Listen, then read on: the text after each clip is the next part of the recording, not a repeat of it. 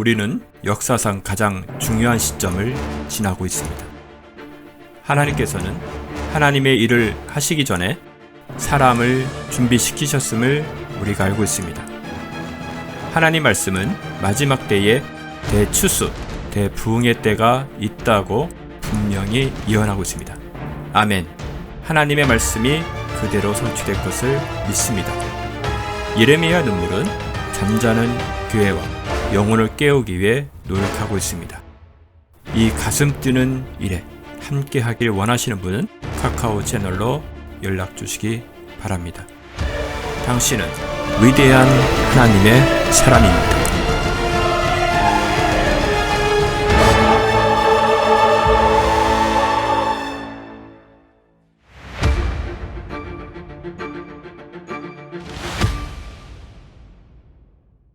요한계시록 19장 1절에서 6절까지 같이 합독하시겠습니다. 자, 시작. 이 일들 후에 내가 들으니 하늘에서 많은 사람의 큰 음성이 있어 말하기를 할렐루야, 구원과 영광과 존귀와 권세가 우리 주 하나님께 있도다. 이는 그분의 심판이 참되고 의롭기 때문이며 또 그분께서 그녀의 음행으로 땅을 타락케 한 그 큰 창녀를 심판하셔서 그들의 종들의 피를 그의 손에서 갚아주셨기 때문이라고 하더라. 또 그들이 다시 말하기를 할렐루야라고 하니 그녀의 연기가 영원 무궁토록 올라가더라. 그때 24 장로와 4 짐승이 엎드려 보좌에 앉으신 하나님께 경배하여 말하기를 아멘 할렐루야라고 하니 그 보좌에서 음성이 나서 말하기를 너는 너희 모든 그분의 종과 너희 작은 자나 큰 자나 그분을 두려워하는 너희는 우리 하나님을 찬양하라고 하더라. 또 내가 들으니 큰 무리의 음성 같고 많은 물 소리 같으며 굉장한 천둥 소리 같은데 말하기를 할렐루야, 전능하신 주 하나님께서 통치하시는도다. 아멘. 자, 오늘은 이제 여러분들과 함께 19장을 함께 나누도록 하겠습니다. 19장을 여러분들과 함께 나누도록 하겠습니다. 이제 18장에는 이제 음녀의 심판을 말씀하고 있고, 잠깐만요.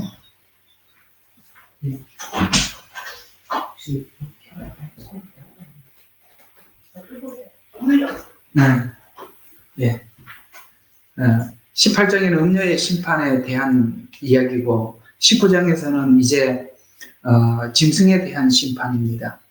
그래서 이제 계속 18장, 19장은 이제 심판을 하시고 이제 20장에 들어가서는 이제 천년 왕국의 사단을 결박하는 거죠. 그러니까 여러분 그 사단의 구조가 이렇게 세 구조로 되어 있다. 음녀, 요거는 종교 세력이라고 했고요. 그 다음에 짐승, 정치 세력이라고 했고요. 그 다음에 그걸 조종하는 것은 사단이라고 했습니다. 그러니까 우리가 여기 성경, 이게 요한계시록대로 보면은 18장에는 가장 먼저 심판을 당하는 게 음녀고요. 그 다음에 이제 심판을 당하는 게 짐승이고요. 그 다음에 20장에 가서는 사단이 결박을 당하고, 그래서 이 삼위일체가, 사단의 삼위일체가 다 이렇게 심판을 받는 것을 한 장 한 장을 할애해서 요한이 우리에게 말씀해주고 밝혀주고 있죠. 자, 여기 보면 3번의 할렐루야라는 그 찬양이 올라갑니다. 그렇죠? 1절을 보니까 1절에 할렐루야가 한번 나오고요. 3절에 할렐루야, 4절에 할렐루야, 그 다음에 6절에 할렐루야. 이렇게 사실 이렇게 나눠보면은 전체가 3번의 할렐루야가 등장하는 거거든요. 근데 자, 우리 한번 본문부터 잠깐 관찰 한번 해보죠.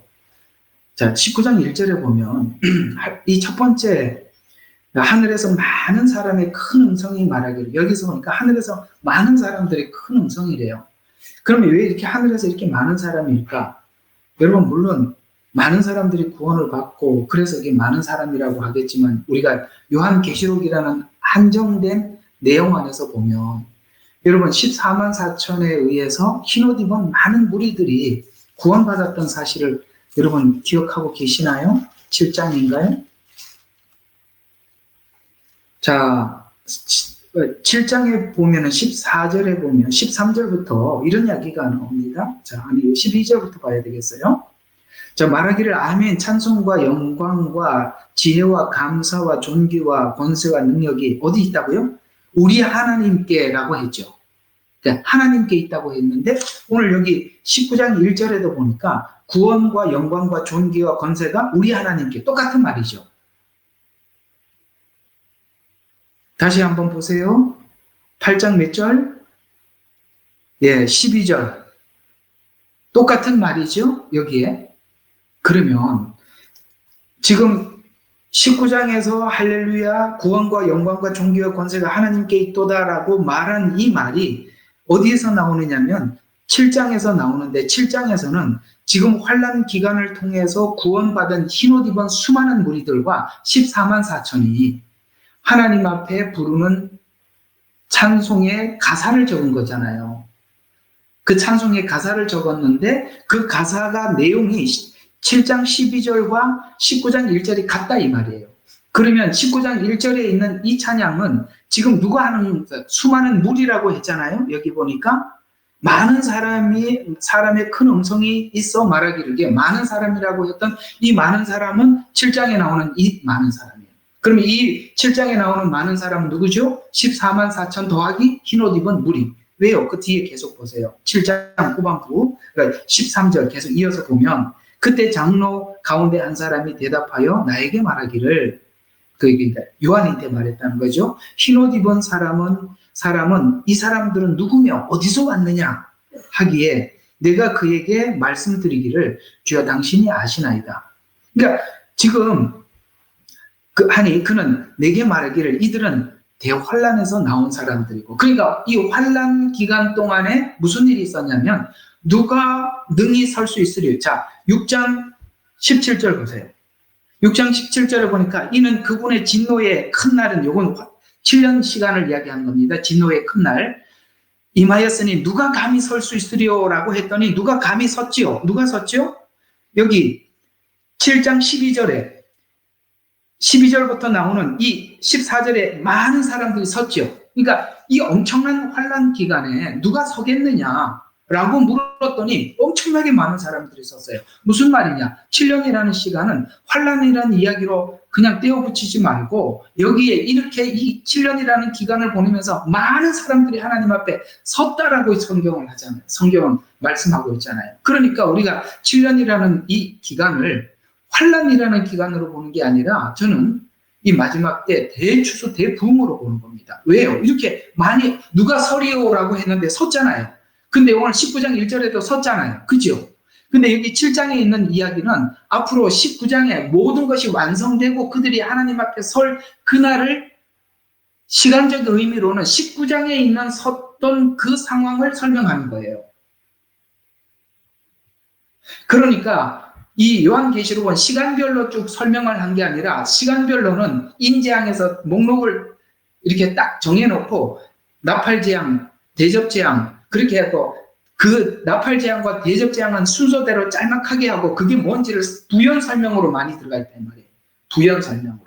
한 내용을 나팔재앙을 쭉 적어놓고 나팔재앙이 뭔지 부연 설명을 하고 대접재앙을 적어놓고 부연 설명을 하고 대접재앙이 끝나고 난 뒤에는 음력 심판, 그 다음에 짐승 심판, 그 다음에 사단 심판, 그 다음에 예루살렘이 내려오고 이렇게 순서대로 이렇게 되면 이해가 가요? 네. 이렇게 하지 않으면 요한계시록은 시간을 잡을 수가 없어요. 옛날에 다 설명을 해놨으니까 여기까지 왔잖아, 그죠? 늦게 오신 분들 이거 계시록 파일 못 받은 분들 있으세요? 대답을 안 하신 분만 언제 한번 올려놓겠습니다. 요한계시록 요 방에다 올려놓을 테니까 저기 앞에서부터 쭉 들어보셔야 돼요. 그래야 이게 그림이 쫙 그려지는 거거든요. 그래서 자 여기서 이 많은 사람들이 뭐라고 외치는지 한번 구원과 영광과 존귀와 권세가 우리 하나님께 있도다 이렇게 말했습니다. 그러니까 잘 들어요. 구원이 누구에게 있었다 그랬죠? 하나님께 있다고 그랬잖아요.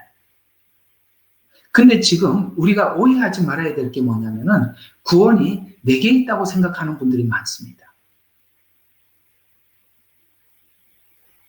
이상하죠? 내가 성경에서 말하는 대로 믿었기 때문에 나는 구원이 있다고 생각하는 거예요. 근데 도리어 여기는 뭐라고 이야기하냐면 구원이 하나님께 있다고 이야기해요.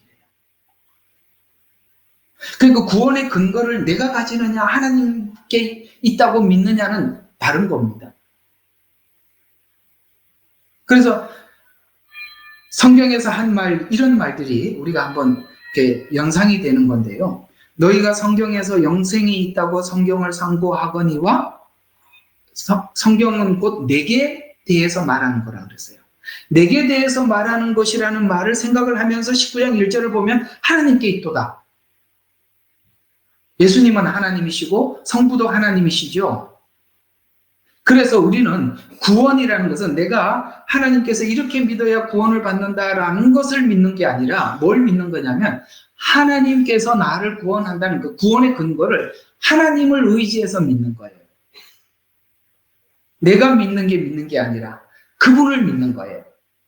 그래서 우리 믿음이 내게 있느냐 하나님께 종속되어 있느냐는 둘의 구원에 대한 이해는 굉장히 서로 다른 거예요. 우리가 최후의 이들이 구원을 받고 하나님 앞에 섰을 때 불렀던 이 찬양을 잘 묵상해 볼 필요가 있어요. 그 앞에 섰던 사람들이 뭐라고 말했냐? 할렐루야, 구원과 영광과 존귀와 권세는 앞으로 뭐예요? 심판할 권세예요.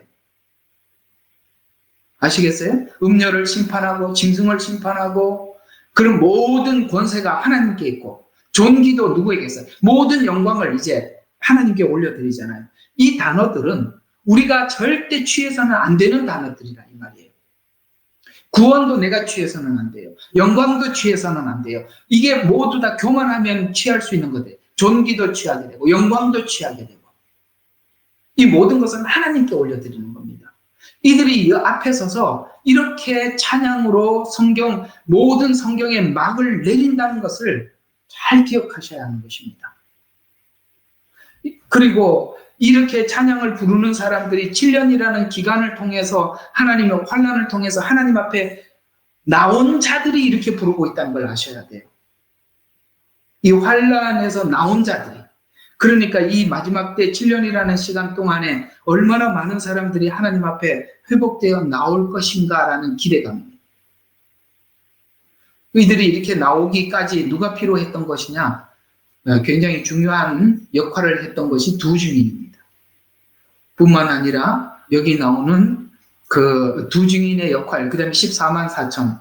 이들이 14만 4천이 두 증인의 이스라엘의 증인이라고 말씀을 드렸습니다. 그때 앞에 다 설명을 했어요. 그래서 이들의 사역을 통해서 이 많은 사람들이 돌아왔다. 그래서 여러분 그 19장 1절 말씀, 아까 그 다음에 7장 12절 말씀을 잘 묵상을 해보세요. 굉장히 중요한 메시지입니다. 그러니까 요한계시록은 성경 모든 내용의 가장 그러니까 마지막에 나오는 이 최후의 이런 그 결론이 어떻게 맞춰지는가를 알고 우리가 성경을 쭉 이끌어 잡아와서 여기에 딱 우리가 도착을 해야 되는 거거든요. 영광도 하나님께, 구원도 하나님께. 그렇게 가는 것입니다. 자, 2절 한번 보세요. 자, 그러면서 이제 존귀와 이제 권세가라고 했어요. 권세가 하나님께 있다고 했는데 그 권세가 뭘 하느냐? 2절을 보면 이는 그분의 심판이 참되고 의롭기 때문이며 또 그분께서 그녀의 음행으로 땅을 타락케 한 큰 창녀를 심판하셔서 그들의 종들의 피를 그녀의 손에서 갚아주셨기 때문이라라는 말은 18장에서 있었던 사건을 연상을 하면서 하나님께 영광을 돌리는 거예요. 음녀를 심판했잖아요. 그 다음에 또 그들이 다시 말하기를 할렐루야라고 두 번째 합니다. 이 찬양을 하면서 그녀의 연기가 영원토록 무궁토록 올라가리라. 여기서 말하는 이 그녀는 누구냐? 그녀의 연기가 영원 무궁토록 올라간다는 이 그녀는 누구냐? 7절에서 나오는 7절 보세요. 기뻐하고 즐거워하며 그분께 존귀와 영광을 돌리. 이는 어린 양의 혼인식이 다가왔고 그의 아내도 자신을 예비하였습니다. 아내, 그녀. 이 그녀는 앞에 있는 음녀가 아니라 예수님과 혼인할 신부를 이야기하는 것입니다. 이제 예수님을 믿는 신부들에게는 무슨 시간이 주어졌다고요? 그 연기가 영원 무궁토록 올라가는 겁니다. 그때 24 장로와 4 짐승이 엎드려 보좌에 앉으신 하나님께 경배하여 말하기를 아멘 할렐루야 라고 화답을 합니다.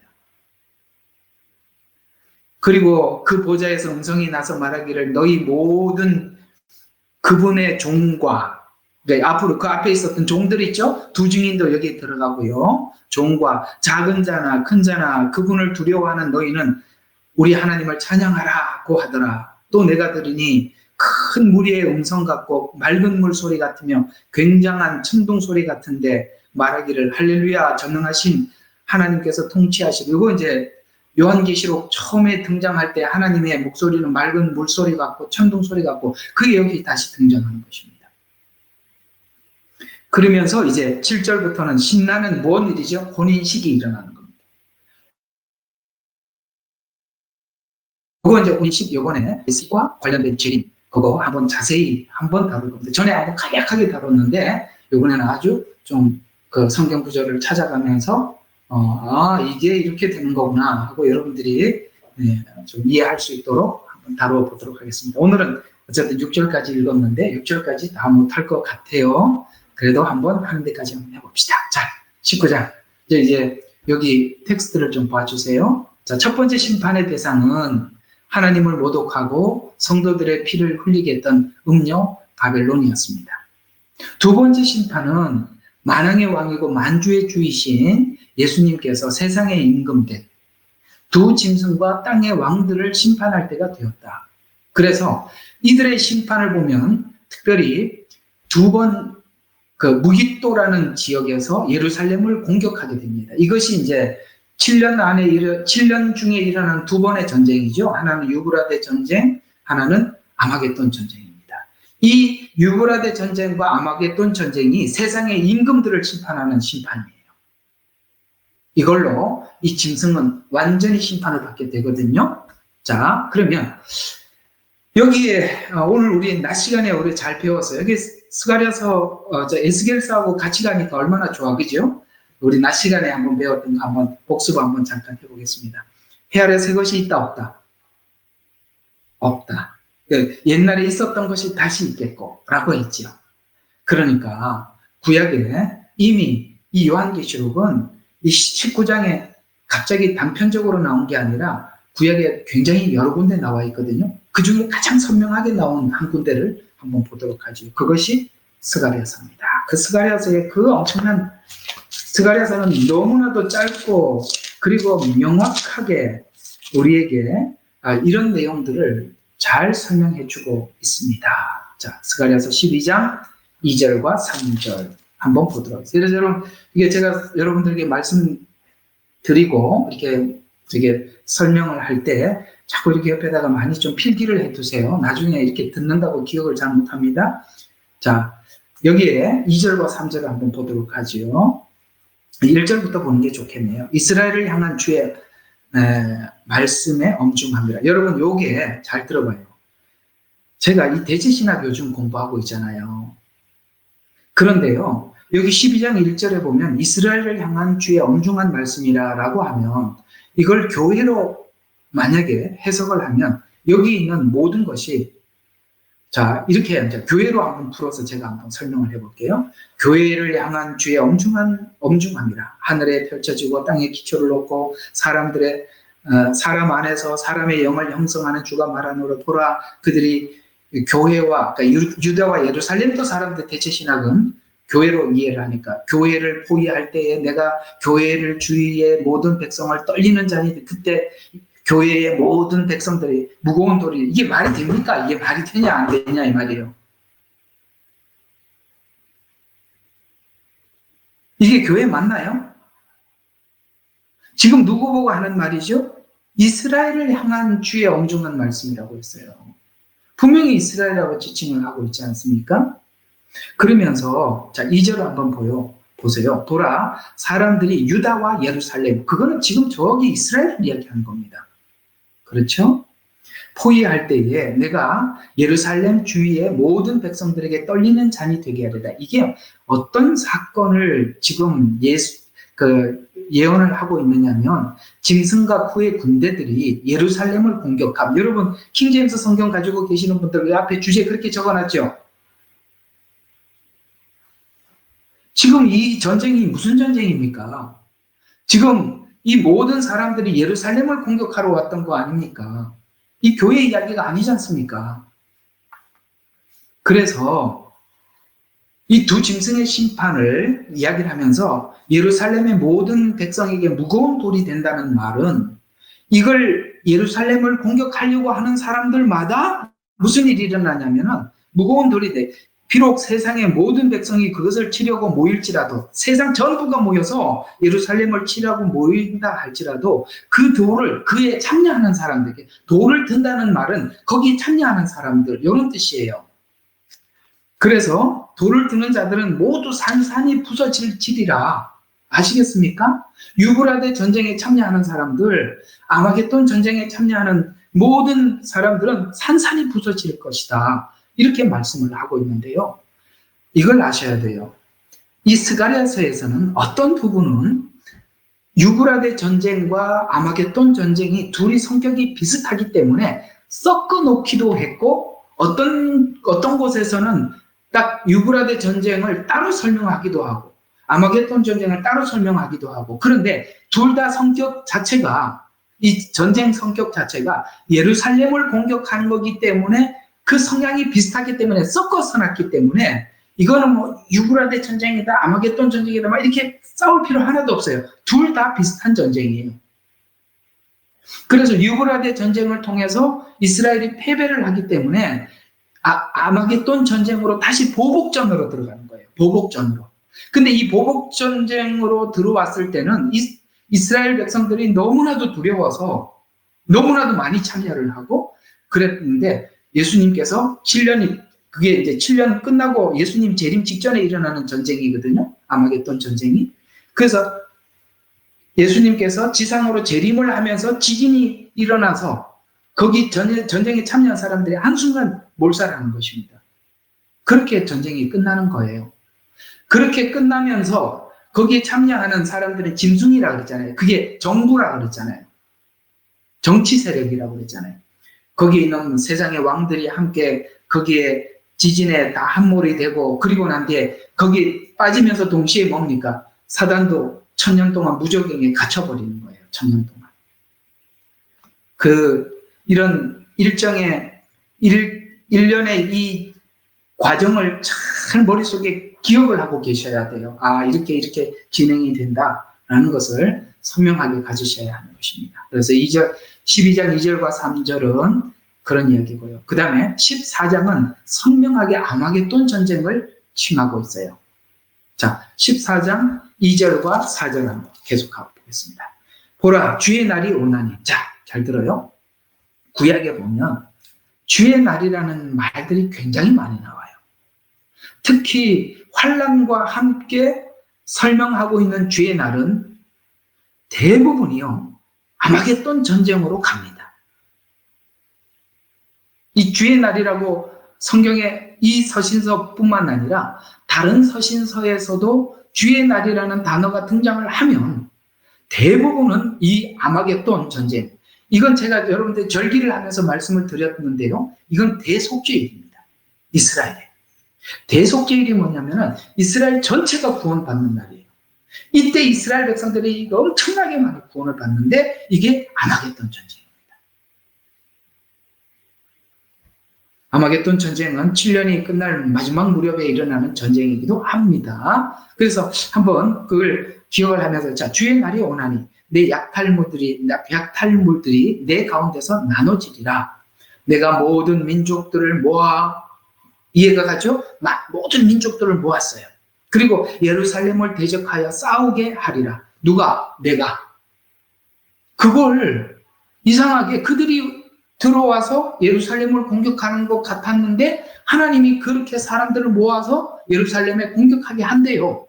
그래서 여러분, 이 알리야 운동은 결국은 하나님께 이스라엘 백성들이 이런 하나님께서 역사, 이런 전쟁과 승리와 지금 이스라엘 백성들이 기다리고 있는 메시아는 이런 메시아거든요. 전쟁에서 이기고 전 세계를 통일하고 이런 메시아를 기다리고 있는데, 그것이 이 전쟁을 통해서 하나님께서 그들이 기다리고 있는 메시아처럼 그들이 확인이 되면서 그분이 메시아구나라고 그때 확인이 되는 거예요. 우리는 십자가에 죽으신 예수님을 믿지만 지금 이스라엘은 승리의 주, 다윗 왕과 같은 그런 메시아를 기다리고 있는데, 그것을 실제 보는 날이 이 아마겟돈 전쟁이다, 이 말이에요.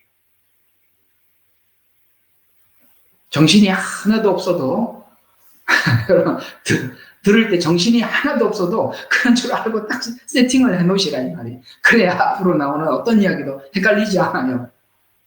네. 하나님이 우리가 알지도 못하게 이야기해놓은 게 아닙니다. 근데요, 이 전쟁에 이런 일이 있대요. 성읍은 함락되고 집들은 강탈당하고 여자들은 욕을 당하고 성읍의 절반은 사로잡혀 갈고, 그래서 일반 어느 정도 그들의 승리할 수 있도록 이렇게 허락하시지만 백성의 나머지는 성읍에서 끊어지지 아니하리라. 그때에 주께서 내가 그 민족들을 대적하여 싸우리니. 누가 싸워요? 내가 그걸 허락하고 싸움도 누가 한다? 주께서 그 민족들을 대적하여 싸우겠대. 주님이 직접 싸우러 오신대. 그러면서 전쟁의 날에 싸우셨을 때처럼 하리라. 자, 계속 봐요. 4절 하면서 그 발이 그 날에, 요게 지금 여기 말하는 그 날은 전부 다 아마겟돈 전쟁이에요. 근데 그 날에 이게 아마겟돈 전쟁이라는 분명한 사실이 4절이에요. 그 발이 그날에 예루살렘 동편에 있는 올리브산에 서시리니. 이게 뭡니까? 예수님이 지상 재림을 이야기하는 것입니다. 발이 선단 말이에요. 발이. 공중 재림은 예루살렘에 직접 내려오는 것이 아니라 그 공중에 있는 거고요. 지금 발이 예루살렘에 온다는 것은 지상 재림을 이야기하는 것입니다. 그래서 아마겟돈 전쟁이 끝나고 예수님께서 재림하시지 않습니까? 그래서 서시리니 올리브산과 그 중간이 동쪽과 서쪽으로 갈라져 매우 큰 골짜기가, 그래서 지진이 나서 확 찢어져서 갈라진다, 이 말이에요. 그래서 산의 절반은 북쪽으로, 산의 절반은 남쪽으로 옮겨지리라. 너희는 산들의 골짜기로 도망하리니 이는 산들의 골짜기가 아셀까지 미칠 것이며 정녕 너희가 도망하리니 마치 유다의 우시아 왕의 시대에 너희가 지진 앞에서 도망했던 것과 같으리라. 주 나의 하나님께서 오시리니 모든 성도들이 주와 함께 하리이다. 드디어 이 세상 이제 함께라는 단어가 등장합니다. 그래서 요한계시록도 끝이 뭘로 끝이 나죠? 함께라는 말로 끝이 납니다. 그래서 우리가 구원의 최종 종착역은 어디지요? 하나님과 함께하는 것으로 끝이 나죠. 여기 함께라는 단어가 등장하는 것입니다. 일시적으로 함께하는 게 아니라 영원히 함께하는 것입니다. 12절과 15절도 한 번 더 볼 필요가 있어요. 12절, 15절. 똑같이 이래요. 아마겟돈 전쟁에 대해서 이렇게 주께서 예루살렘을 대적하여 싸운 모든 백성을 치실 재앙이 이러하리니 그들이 그 발로 서 있을 때에 그들의 살이 녹아 없어질 것이요. 자, 지금 전쟁하러 와서 그들이 이렇게 와 있지만, 자, 살이 녹아 없어질 것이요. 눈이 그 구멍 속으로 녹아 없어질 것이니 그들의 혀가 그 입에서 녹아버린대요. 살도 녹고 눈도 녹고 혀도 녹는데요. 여러분, 이 스가랴서를 기록하는 당시에 이런 무기가 있었나요? 없었죠. 활이나 창이나 칼 정도였죠. 근데 지금 여기 보니까 사람의 육체가 다 녹아 없어진대요. 여러분, 이런 무기들이 지금 있나요, 없나요? 있습니다. 그러니까 이걸 기록하는 스가랴는 이게 무슨 뜻인지 모르고 기록할 것입니다. 그러나 이 마지막 때 이것은 사람들이, 이 성경학자들이 하는 말이 이 12절에 여기 녹는다는 이것은 핵무기 아니고는 불가능하다. 그런 사람들의 주장이 있어요. 어쨌든 지금 우리가 이 시대에 지금 상황에서 이해할 수 있는 정도라면 핵무기가 아니겠느냐라고 보지만 그때 뭐 다른 무기일 수도 있습니다. 그거는 뭐 굳이 뭐 이거다 저거다라고 뭐 우리가 서로 논박할 여지는 전혀 없다고 보여집니다. 어쨌든 녹는다고 합니다. 그리고 13절 계속 보세요. 또 그날에는 주로부터 큰 소동이 그들 가운데 임하리니 그들이 각기 자기 이웃의 손을 잡을 것이며 또 자기 손을 들여올려 자기 이웃의 손을 치리라. 이게 꼭 무슨 말이냐면 누구하고는 손을 잡기도 하고 그 다음에 잡고 난 뒤에 자기 이웃을 손을 친다. 여러분 그 성경에 보면 기드온 아시죠? 꽹과리를 치고 막 그렇게 했을 때 어떤 일이 있었습니까? 사람들이 서로가 적군과 아군을 서로 구분하지 못하고 서로가 서로를 쳐서 멸하였던 그런 전쟁 아시죠? 예, 그런 것을 상상하시면서 13절은 그런 이야기입니다. 14절 계속 봐요. 유다도 예루살렘에서 싸울 것이요 에워싼 모든 이방의 재물 곧 금과 은과 의복이 지극히 풍부하게 모아지리라. 또 말과 노새와 낙타와 나귀와 그 장막들 안에 있게 될 모든 짐승들의 재앙도 이 재앙과 같으니라 라고 이렇게 말씀하셔서 결국에는 유다와 예루살렘이 이기게 되고 여기 재물 금은 의복이 풍부하게 모아진다는 것은 지금 누가 이 전쟁에서 이겼다는 얘기입니까? 유다가 이겼다는 얘기거든요. 그리고 난 이후에 바로 16절 이게 이제 스가랴서는 시간의 순서를 잘 설명을 해주고 있어요. 지금 여기까지는 무슨 전쟁? 아마겟돈 전쟁을 설명하다가 그 다음에 16절에 예루살렘을 치러 온 모든 민족 가운데 남아있는 자도 각기 왕 만군의 주께 경배하려 장막절을 지키려고 해마다 올라오는 이 시기가 언제예요? 천년왕국 때잖아요. 아시겠습니까?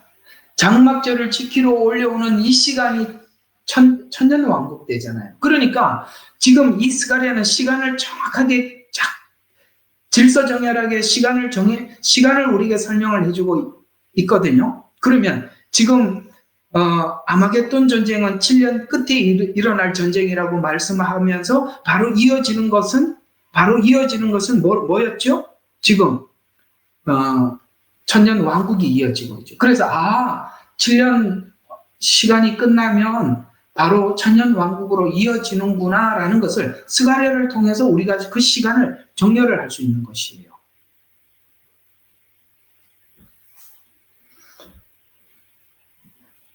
자, 6절과 7절, 14장 6절과 7절 좀 더 봐요. 스가랴서에서 좀 더 확인해야 될 내용들이 있어요. 자, 5절 그 4절부터 한번 봅시다. 그의 발이 그날에 예루살렘 앞에 올리브산에 서시고, 아까 이제 재림이라고 말했습니다. 자, 5절은 너희는 산들의 골짜기로 도망하니 이는 산들의 골짜기가 아셀까지 미칠 것임이라. 정녕 너희가 도망하리니 마치 유다의 우시아 왕에 있어도 성도들 주와 함께 하리라. 라고 이제 그 아마겟돈 전쟁이 지진이 나서 다 지진 속으로 빠져드는 것으로 끝이 났다라고 했습니다. 근데 이제 바로 이 6절은요, 5절과 6절 사이가 뭐냐면은 5절은, 그러니까 4절과 5절은 아마겟돈 전쟁을 설명을 하다가 6절은 바로 천년왕국을 설명하고 있어요. 자, 그게 왜 천년왕국이냐? 보세요. 그날에는 빛이 명료하지 아니하고 어둡지도 아니하리라. 여기서 말하는 빛은 태양빛을 이야기하는 겁니다. 우리가 지금 낮에 보는 이 태양빛을 이야기하는 거란 말이에요. 그 왜 태양빛이 명료하지 않고 어둡지도 않느냐면, 그러나 주께 알려질 한 날이 있으리니 낮도 아니요 밤도 아니나 저녁 무렵의 빛이 되리라. 왜 이렇게 저녁 무렵의 빛처럼 희미하냐, 태양이? 왜 그래요? 예수님이 빛이 되기 때문에 그렇습니다. 그러니까 이 태양빛은 무슨 빛처럼 되느냐면은, 오늘 낮에 이렇게 태양빛이 폈는데 전기를 켜놨어요.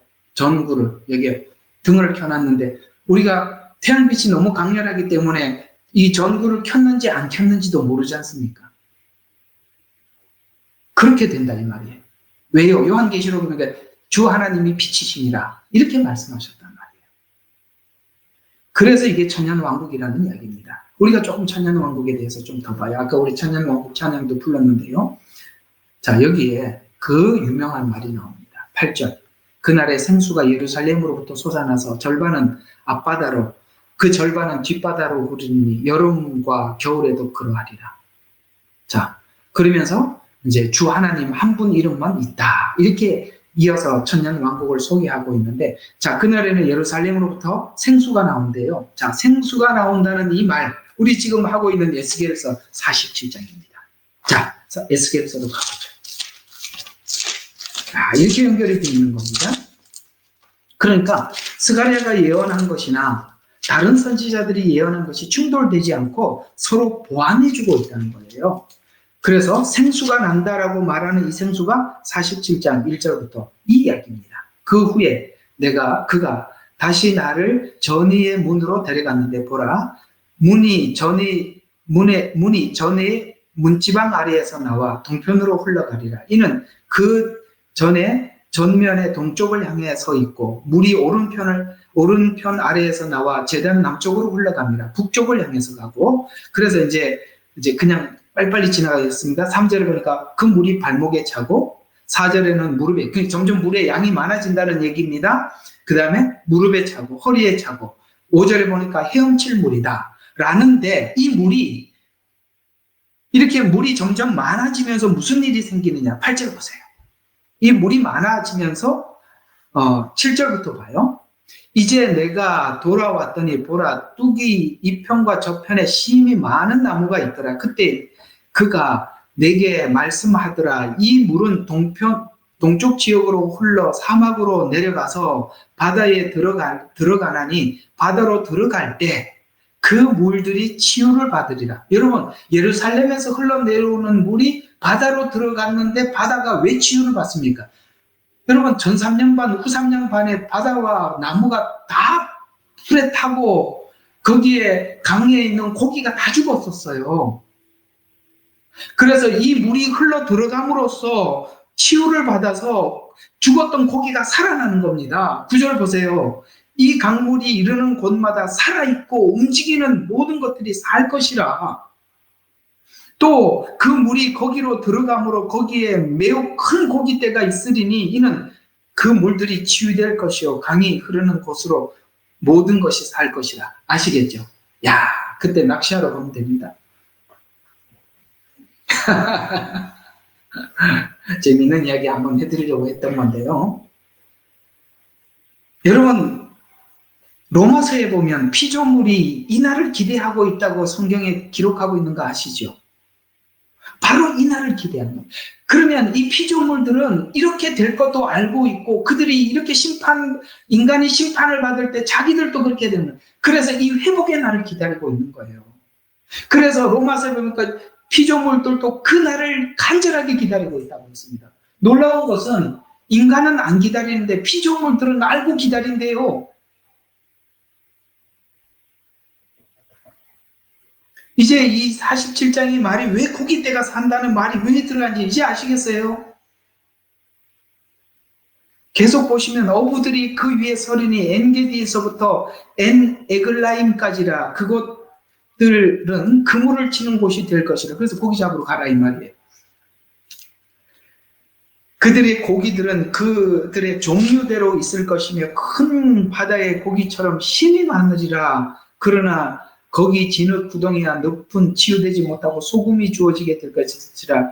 뚝 위에 강가로 이르는 이편과 저편에 양식이 될 모든 나무가 자랍니다. 왜요? 지금 나무들이 다 탔거든요. 그 잎의 잎사귀들은 시들지 아니하며 그 과실도 다하지 아니하고 달마다 새로운 과실을 내리니 이는 그 물이 성소에서 나옴이라. 또 과실은 양식이 되고 그 잎사귀가 약이 될 것이라. 근데 여러분, 이 내용을 슬쩍 읽어보면서 무슨 생각이 싹 지나가세요? 시편 1편이 떠오르지 않으세요? 시편 1편으로 한번 더 가보죠. 우리 한 개 더 한번 연결시켜 봅시다. 시편 1편이 똑같은 말을 하고 있거든요. 그래서 이 시편도 엄청난 예언시입니다. 예언시라니 말이에요. 1편 한번 봐요. 복 있는 사람은 악인의 간기를 따르지 아니하고 죄인의 길에 서지 아니하고 조롱하는 자리에 앉지 아니하는도다. 그의 즐거움에 주의 법이 있으나 그가 주의 법을 주야로 묵상하는 자들. 그는 강가에 심겨진 나무 같아서 계절을 따라 열매를 맺으며 그 잎사귀가 마르지 아니하느니 그가 무엇을 하든지 번창하는데 왜 그러느냐 하면은 강가에 심겨진 나무와 같아서 계절을 따라 열매를 맺는답니다. 그래서 이 시편도 우리가 일반적으로 복 있는 사람은 주님께 붙어 있는 사람입니다라고 설명을 하지만 예언적 관점에서 보면 이 예언이 다른 내용하고 연결이 되어 있다 이 말이에요. 참 놀랍지요. 우리가 예언이라는 내용을 단 짧게 보면 보이지는 않는데 이 예언을 보면 엄청나게 확장되어 있다는 걸 알 수 있어요. 그래서 아마겟돈 전쟁 후 천년 왕국을 이렇게 소개하고 있는 이 내용들이 제가 오늘은 여러분들에게 소개한 이 내용들은 짧고 단순하고 명료하고 별로 많지는 않지만 이 내용들을 다 설명을 하려면 수도 없이 이런 내용들이 이곳저곳에서 계속 우리에게 예언으로 나와 있어요. 저는 오늘 아주 분명하고 명확하고 그런 부분들만 여러분들에게 선정해서 말씀을 드린 것입니다.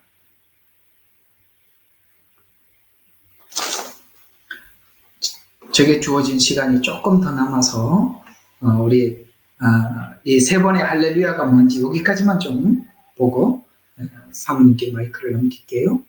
자, 세 번의 할렐루야 찬양은 뭐냐?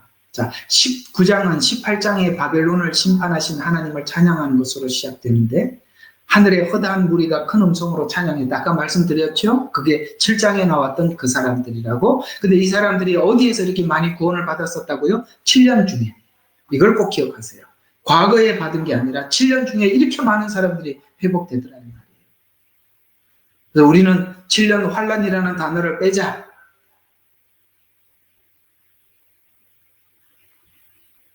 알았어요? 7년 환란이라는 환란 단어를 빼자 이 말이에요. 7년 부흥기로 보자 이 말이에요.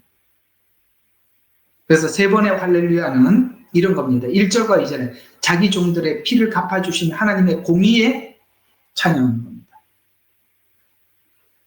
우리가 어떤 어렵고 억울한 일을 당하였더라도 하나님은 오늘 여기 19장에 있는 이 날 갚아주실 것입니다. 두 번째 이 할렐루야는 3절과 5절에 있는 이사야서 34장 10절에 있는 예언이 성취되었듯이 구원과 심판으로 나누어져 그 연기가 꺼지지 않을 것이고 그 연기가 영원토록 올라가리라. 대대로 그것은 황폐하 그것을 통과하는 자가 영원 무궁토록 아무도 없으리라 라고 이사야서에서 말한 것처럼 구원받을 자와 그 다음에 심판받을 자가 이제는 확실하게 나눠지는 거예요. 제가 2018년, 19년, 2000년, 2001년, 2022, 2023년 매년마다 하나님께서 연말에 주셨던 말씀이 하나님께서 처음부터 그렇게 얘기했어요. 이제는 교회 회색지대가 없어진다. 그 다음에는 참신자와 거짓 신자가 조금 더 나누어질 것이다. 더 나누어질 것이다. 더 나누어질 것이다. 그것이 강렬해져서 하나님께서는 마지막에 확실하게 나누고 여기는 완전히 끝나는 거예요. 구원받을 자와 심판받을 자가. 왜 하나님께서 이렇게 서서히 나누실까요? 그들에게 끊임없이 회개의 기회를 주시는 것입니다.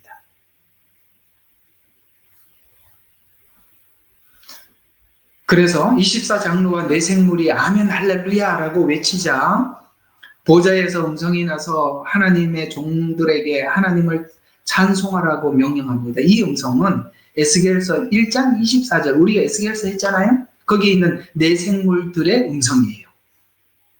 하나님 보좌에 있던 음성들입니다. 내생물들입니다. 여기에 하나님의 종이라고 말하는 이 하나님의 종은 여러분 그 11장과 7장 14만 4천 그래서 하나님의 종들에게 이마에 인을 쳐라라고 말했던 그 종들. 그래서 인침을 받은 종들을 의미하는 것입니다. 그래서 마지막 때 하나님의 종이라는 단어가 나올 때 이 단어는 우리가 지금 이해하고 있는 종들과 다르다고 말씀을 드렸죠. 마지막 때 하나님의 종은 지금 세상에서 말하는 의미의 종과는 다릅니다. 자, 세 번째 할렐루야 아멘 하는 이 찬양은 허다한 물이 음성과 같고 맑은 물 소리 같고 천둥 소리와 같은 할렐루야는 혼인식이 가까운 신부들을 위한 할렐루야예요. 신부를 위한 할렐루야. 그래서 혼인식이 다가왔고 그 안에도 자신을 예비했다. 다 준비가 된 거예요. 주님은 오셨고 우리는 준비가 됐어요. 그래서 선포하여 정혼 기간이 다 차서 신부를 신방이 있는 방으로 데리고 가는 거. 그래서 자, 저번에 간략하게 말씀을 드렸지만 이스라엘의 결혼식은 결혼식의 클라이막스가 아니라 혼인식에서 이미 모든 예식은 치렀다고 했죠. 신부가 지참금을 줬고 혼인 계약서에 사인도 하고 서약을 했다고 했습니다. 우리 오늘 낮에 했던 성찬식이 그런 의미라고 잠깐 언급도 했죠. 신랑이 포도주를 마시고 신부에게 건네줍니다. 하나님의 축복이 그대에게 있을지어다 라고 건네주었을 때 신부가 그걸 받아 마시면 허락한 거예요. 그래서 신랑은 처소를 준비하러 갔고 준비가 다 돼서 우리 신부들을 데리러 오는 과정이 7년이에요. 그래서 이게 다 끝나고 심판을 하고 이제는 신부를 신방으로 데리고 가고 있다 이 말이에요. 그래서 혼인식이 다가왔고 그 안에도 자신을 예비했다고 선포해서 정혼 기간이 다 차서 신부를 신방으로 데리고 가는 시작을 알리는 할렐루야예요. 세 번째 할렐루야. 데살로니가 4장 17절에 보면 예수님이 오실 때 신부와 같은 성도들이 부활과 휴거하여 공중에서 주님을 영접하러 갑니다. 공중에서 주님을 영접할 때 공중에서 주님을 만나서 이 지상으로 내려와서 그런 차원에서 보면 천년왕국은 주님과 우리 사이에 말할 수 없는 혼인 살림과 같은 그런 시간이 되는 거예요. 그래서 이 영접한다라는 여기 데살로니가 후서 살만 적었고 살전인지 살문지 안 적어놨네. 그래서 예수님이 오실 때 신부와 같은 성도들이 부활과 휴거해서 공중에서 주를 영접하러 가는 여기 말하는 영접이라는 이 단어는 이때 이제 원어를 좀 분석해 볼 필요가 있는데 이 영접이라는 단어가 아판테시스라는 원어인데 이게 어떤 의미를 가지고 있냐면 귀한 방문자들을 성읍 전체가 환영하거나 새 통치자가 도성에 입성하여 새로운 통치가 시작될 때라는 이런 단어를 영접이라는 말. 그러니까 새로운. 그러니까 영접이라는 말은 우리 한국어로는 상대를 내가 이렇게 받아들인다라는 뜻이지만 원어로 보면 이 영접이라는 말은 새로운 통치가 시작됨. 새 통치자가 와서 새로운 통치가 시작됨. 이런 뜻에서 이 영접이라는 단어는 원어로 쓰여지고 있었어요. 그렇죠. 우리가 주님을 만나면 우리는 완전히 새로운 시작이 되겠죠.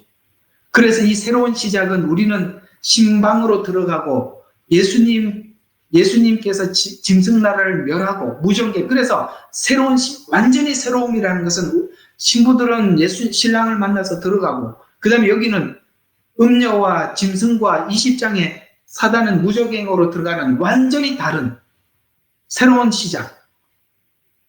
그날이 오리라. 믿습니까? 오늘 오리라. 오늘 했던 이야기 아닙니까? 자, 조금만 더 해요. 자, 여기까지만 해야 돼요. 그래서